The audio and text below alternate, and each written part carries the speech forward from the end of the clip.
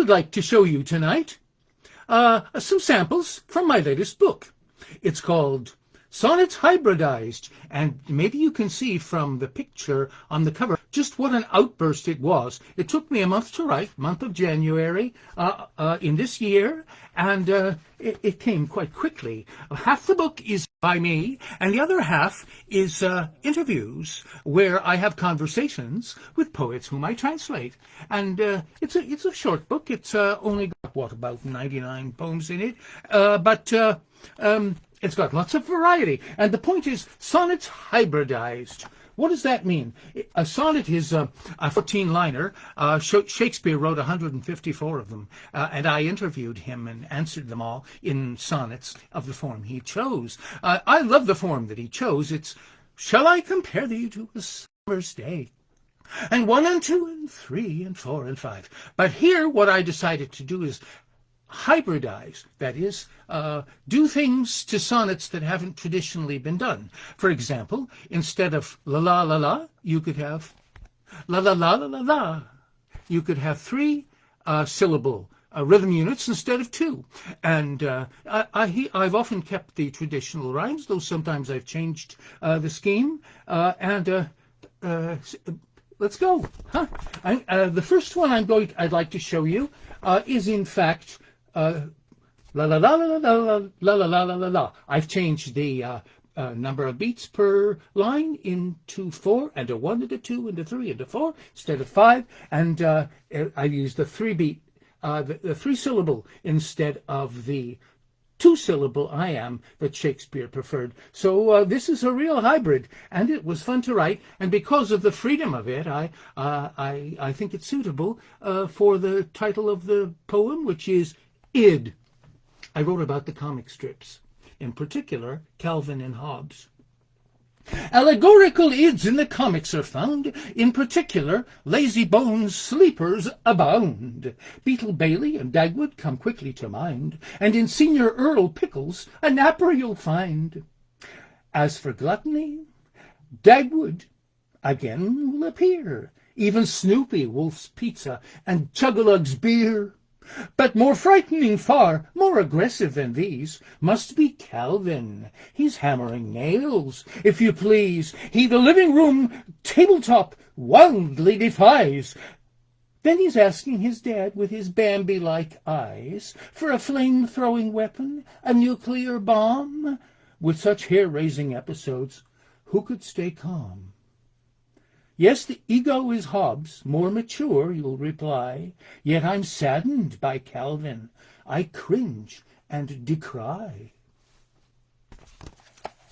Bit of real life, huh? Something that could happen to me any Sunday morning when I'm reading the comics. Now, here's a one where I really took off by way of hybridization. Instead of 5, I use 9 beats per line. 1 and 2 and 3 and 4 and 5 and 6 and 7 and 8 and 9. 1 and 2 and 3 and 4 and 5 and 6 and 7 and 8 and 9. It's called Bulbous. It relates to Russian church domes as I saw them both in this country and in Russia, and particularly in Jordanville, New York. You'll hear right away. Mighty bulbous glory dome atop a mosque in vast Islamic land, clustered cupola of festivity that happy Russian churches love. I, while lauding both of these, am asking, what will help me understand why they lift our joyous heart and mind so high to skyey realms above? Why are they so popular? I asked my Google. Might be fun to see what I'd find. Because they are so stunning, the computer answered me. Aye, it brought a smile, and yet, for one who'd be a psychoanalyst, far too vague, my sweet reply. We seek a secret key that all have missed. Jordanville, New York, a pleasant treasure town of Russian history. That is where the revelation, late, a gift of heaven proved to be. Golden dome on mosque and Russian cupolas in bulby clusterfest. All were meant to glorify to God on high the female human breast. Here's my final thought. Dear reader, even if you choose to disagree, rest and let the image make you feel renewed, rejuvenated, free.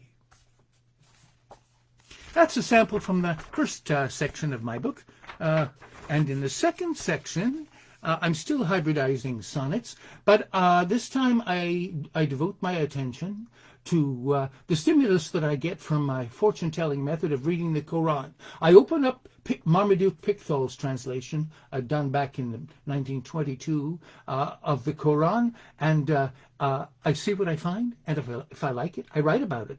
I find equal poetizing power in the Qur'an, equal to that of the Jewish or Christian scriptures, and so I love to think about the Judaeo-Christo-Islamic tradition. That's what I write about repeatedly, recurrently, and with deep love. Okay, here's a sample. This is called Dividends. Quran quote 10:26. For those who do good is the best reward, and more thereto. A passage of scripture arrived in the mind, a guide to this morning's adventure I find. It tells the reward of a virtue is more than what was apparent.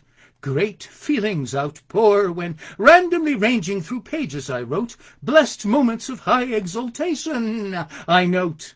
They selves pre-created return to fulfill, with gratitude one whom a failure of will had given the mood a more hesitant tone, arising from knee pain, plus feeling alone. The people I've been, for a moment at least, came back and rejoined me, rejoicing we feast. O lyrical dividends, how you compound the grace reinvested that newly I found. In plain English, it's an overwhelming joy to go back and look at some of the thousands of poems you've written before, and most of them you will have forgotten, and they bring back to you selves that you were, that you inhabited, that you expressed. It's a wonderful feeling. It means you'll never be alone. And now I begin another one, which is comparably derived from momentary Quranic inspiration. It's called Haste.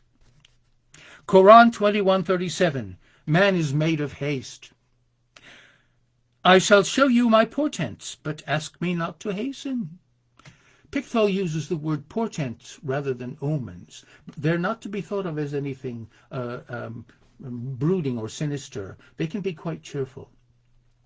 A holy page I love to choose at random. I'll read, react. The deed is two in tandem. Of thought and phrase I relish every morsel, while heaven's savour will the brain ensorcel. The sender of the message is the Lord, so question not the speed of the reward. The angel bearers need to take their time, as lyric lines go stately toward a rhyme. I am in love with haste, that's wholly true, but what's the primal goal to keep in view? The insight given. Pleasant corollary, can any tempo be to one who's merry? I'm patient, for the one who treasure brings reveals the Queen of Queens, the King of Kings.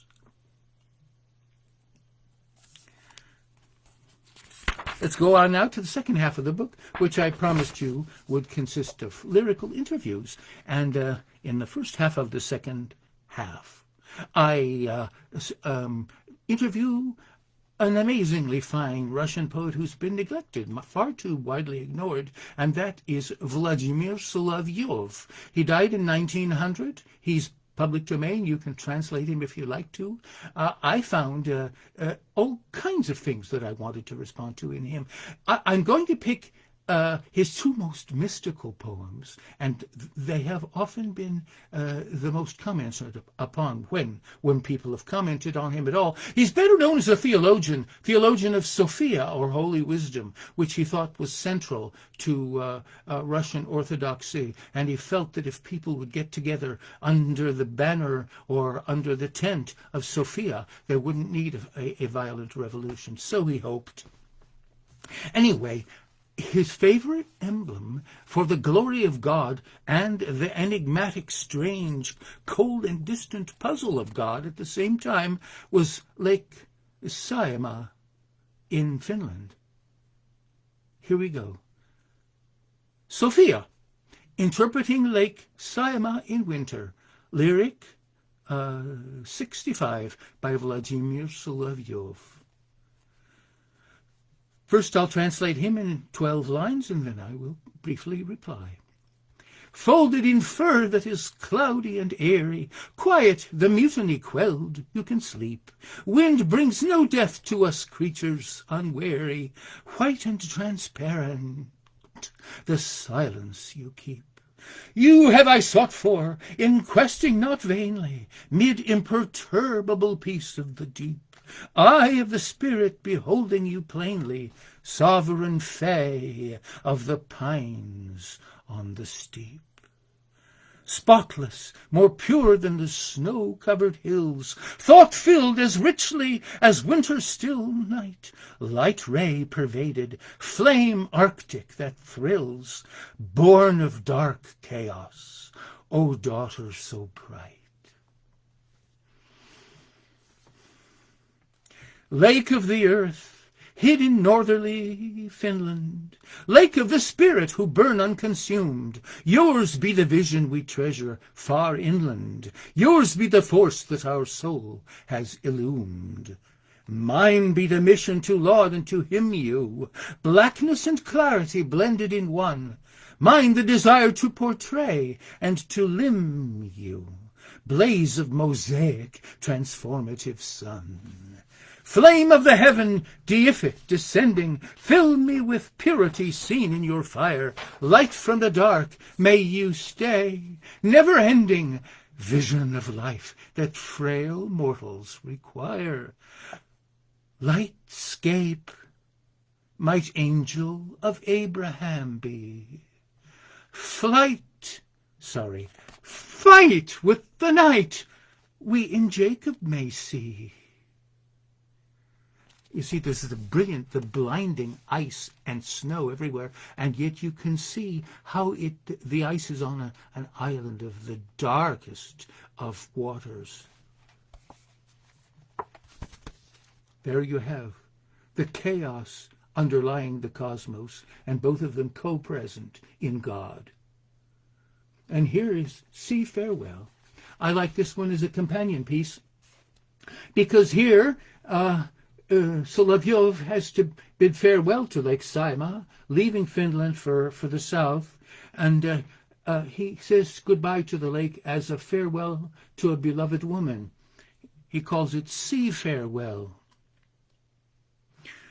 Ever again as a lover with burden returning, drinking my fill of the endless extent I am seeing. Now it is time to depart, verdant lady so bright, with my yearning. Though we yet murmur, no more will my tears that are burning add to your being.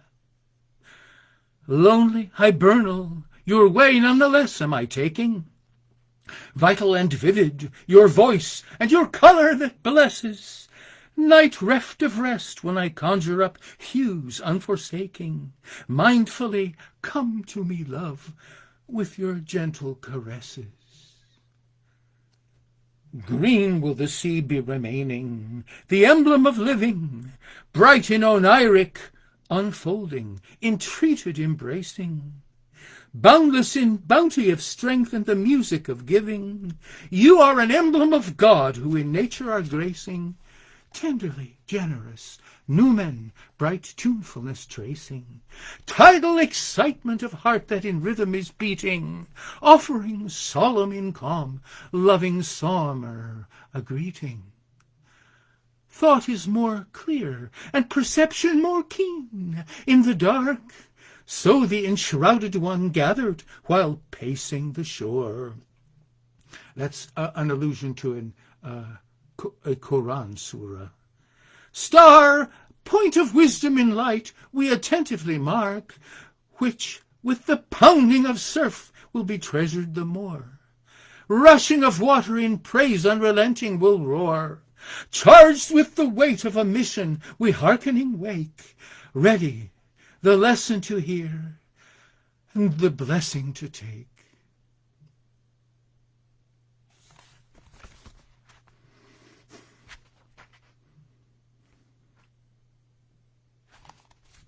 Okay, and in the last half of the second half, I deal with Hafeez, the Persian medieval pub poet whom Solovyov is rewriting, rethinking, re-singing. I think he may be using a German source rather than the Persian original. That's what I do when I want to read Hafeez.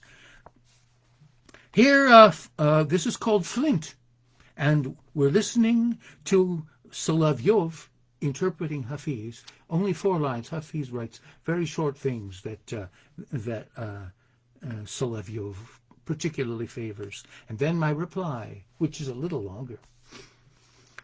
All my thoughts having locked in the dark of my cell, I'd resolve to be firm as a stone. Am I held to account if the love rock impel sudden sparks and a fire has upflown? If the life of a hermit deemed holy should be, that is fine, yet alternative grace, in a mode Zoroastrians furnished for me, when the sanctified rock flame I face. We may name it baptismal, the sacrosanct fire, to the bush unconsumed 'twill relate. For divine is the blaze of our passion desire, which enlivens both freedom and fate. Poet Goethe declared that the singer Hafeez, a twin brother to him, should be named. In the West-East divan Zoroastrian ease he for modern day worship reclaimed. Hail the rock, hail the fire, laud our love and desire, be our flame nature praised and not blamed. More about praise and not blame comes in the poem by Hafeez called Taverner.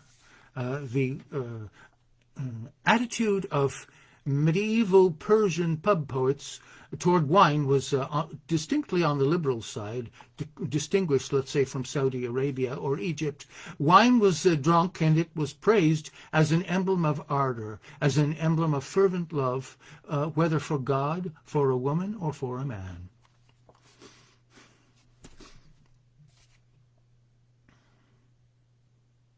I too long had sought for cheer, bitterly would wisdom cry, were the Taverner not here, I to life had bid goodbye. Poems of wine and of tavern romance I had compiled from the work of Hafeez. Lyrical melodies gladly to dance, quickly I learned from the chanter, with ease. Doctrines a little bit startling I found. Pub and a church and a mosque are the same when they're by lovers attended. Resound hymn to the holy unknowable name. Why are the doors of the pub not ajar? Time to get started. 11 a.m. Lack of good liquor may happiness mar. Drought of the spirit from dry mouth may stem. Taverner, bring me that rubious drink, lest I go somewhere more friendly to think.